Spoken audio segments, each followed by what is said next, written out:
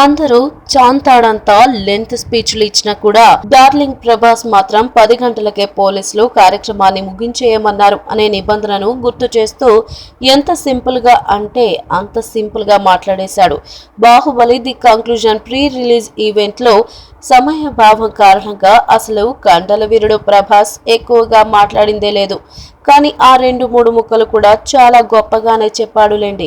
2 సంవత్సరాల పాటు ఒక సినిమా కోసం వెయిట్ చేసినందుకు డార్లింగ్ ఫ్యాన్స్ అందరికీ థ్యాంక్స్. ఇక నుండి సంవత్సరానికి 2 సినిమాలు చేయడానికి ప్రయత్నిస్తాను. ఈ గొప్ప ప్రొడ్యూసర్లకు, టెక్నీషియన్లకు అందరికీ థ్యాంక్స్ అంటూ 2 లైన్లు చెప్పేసి ముగించాడు ప్రభాస్.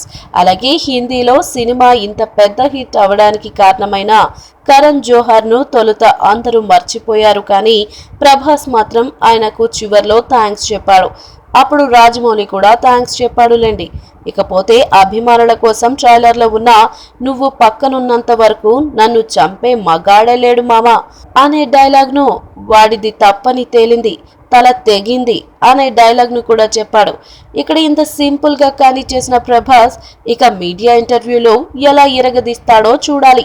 ఏప్రిల్ 28న బాహుబలి ది కంక్లూజన్ రిలీజ్ అవుతుంది.